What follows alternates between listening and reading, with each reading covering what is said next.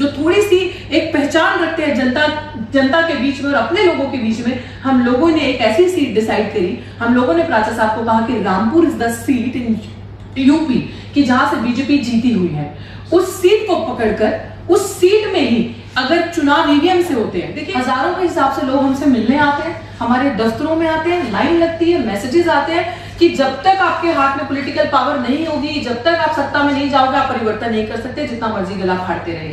So somehow we realised कि कौन ऐसा इंसान कन्विंसिंग प्लस जिसका जनता पे भरोसा है, प्लस जो आपकी लड़ाई जितनी मजबूती से वकालत अंदर करते हैं कोर्ट के अंदर, उतनी ही मजबूती से जमीन पे ईमानदारी से आपके साथ खड़े होते हैं। और उससे सबसे बड़ा टाइटल जो एक दलित बहुजन समाज ने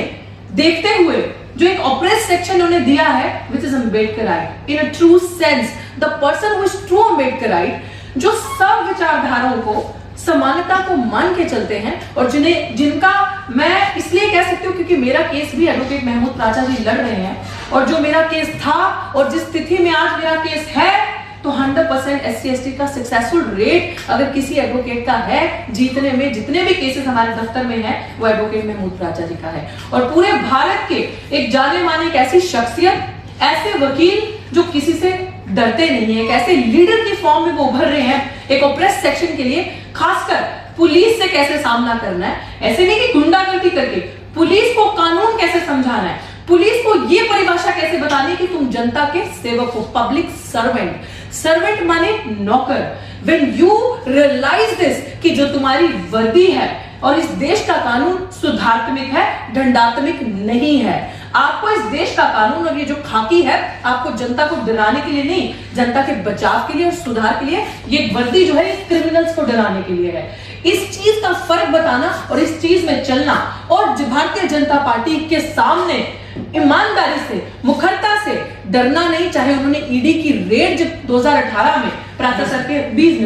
ऑफिस में हुई थी, हमारे ऑफिस में दफ्तर में रेड डाली, तो क्या डर जाना चाहिए था? तो क्या उसके बाद नहीं बोलना चाहिए था? तो सामने नहीं आना चाहिए था? लेकिन उस नैरेटिव को, उस ट्रेंड को ब्रेक करते हुए मिस्टर एडवोकेट महमूद प्राचा जी ने दिखाया कि इनका सामना कैसे करना है, आंखों में आंखें डाल के जुल्मी को, या जो बेईमान है या जो करप्ट है उसको करप्ट कहना है, और उनको उनकी असली पहचान दिलानी है कि देशद्रोह, देशभक्त का जो चोला पहने हैं वो असली में हर काम ऐसा कर रहे हैं जो राष्ट्र की मजबूती के खिलाफ है। तो इसलिए हम लोगों ने तमाम दलित बहुजन एक्टिविस्ट, जो ऑप्रेस सेक्शन के, मार्जिनलाइज्ड कम्युनिटी के जितने भी एक्टिविस्ट, तमाम वो लीडर्स जो इन्फ्लुएंसर्स हैं हम जैसे, जो थोड़ी सी एक पहचान रखते हैं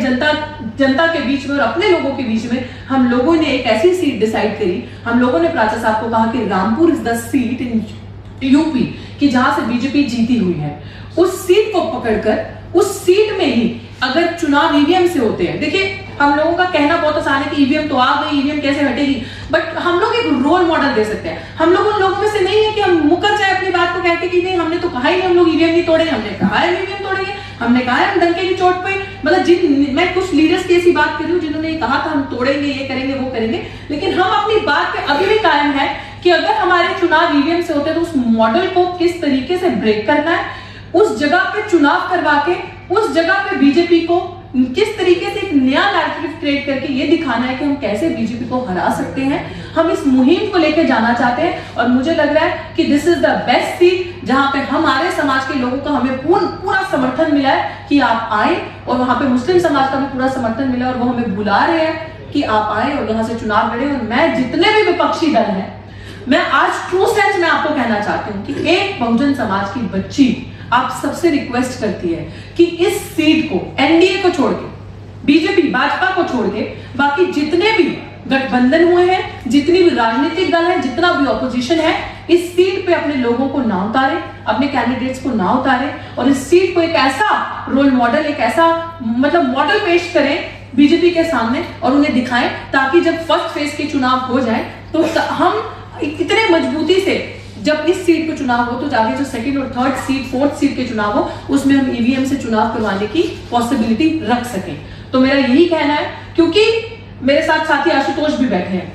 अभी तक 229 दिन हो गए मेरे आंदोलन को दिल्ली विश्वविद्यालय में चलते हुए, और जिस तरीके को पुलिस को बैकफुट पे हमने रखा, और पुलिस जो झूठे केसेस हम पे लगा के रखती है, खासकर जब आप मार्जिनलाइज्ड कम्युनिटी से आते हो तो आपके ऊपर पानी बहुत जल्दी झुकाव में हो तो जाता है। तो उसका सामना कैसे करना है, लड़ाई को ईमानदारी से मजबूती से कैसे लड़ना है और पीछे नहीं हटना, और इस ताकत से जो हम लड़ाई लड़ रहे हैं तमाम अटैक होने के बावजूद, मुझे लग रहा है कि this is the best way कि अगर ऐसी शख्सियत हमारे सामने जाती है तो वो ईमानदारी से अंदर भी हमारी बात रखेगी, जब संसद में जीत के पहुंचेगी और जमीन पे भी उतनी ही मजबूती से हमारे साथ रहेगी। शुक्रिया। अगर मुझे कुछ और चीज बाद में याद आती है तो मैं शेयर